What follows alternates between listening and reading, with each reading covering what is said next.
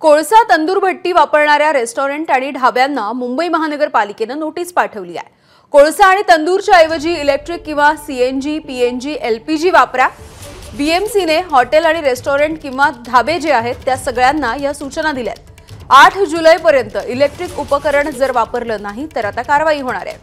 नोटीसची अंमलबजावणी न झाल्यास परवानगी सुद्धा किंवा त्यांचा परवाना सुद्धा रद्द होऊ शकतो। मुंबईमधल्या एकही बेकरी ही 6 महिन्यांच्या नंतर जळाऊ लाकडावरती चालणार नाही असं सुद्धा यामध्ये म्हटलंय।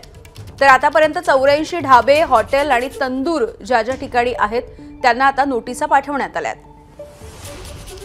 वेदांत नेब आमचे प्रतिनिधी याविषयीची माहिती देतात। वेदांत, यामध्ये 9 जानेवारीच्या मुंबई उच्च न्यायालयाच्या आदेशानुसार मुंबई महापालिका अशा प्रकारची कारवाई करत असल्याचं सांगण्यात येतंय, ज्यामध्ये कोळशाचा वापर होतो तंदूर भट्टीसाठी। हा कोळशाचा वापर आता सर्व रेस्टॉरंट्स असतील किंवा धाबे असतील त्यांना करता येणार नाहीये।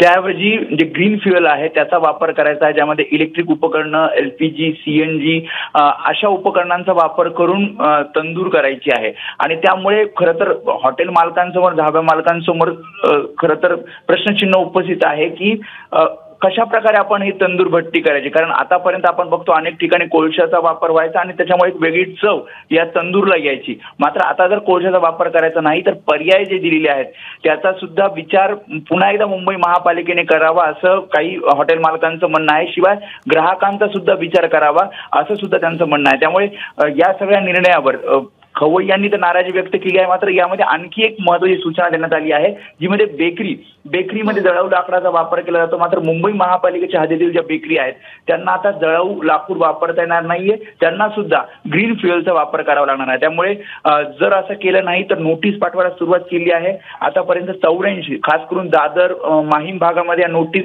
हॉटेल मालकांना पाठवण्यात आलेले आहेत। आणि जर नोटीसच्या नुसार जर तुम्ही कारवाई केली नाही तर मात्र पुढचे जे आहेत निर्देश ते मुंबई महापालिकेने दिले, ज्यामध्ये परवाना सुद्धा रद्द होऊ शकतो। अगदी वेदांत, धन्यवाद माहितीसाठी।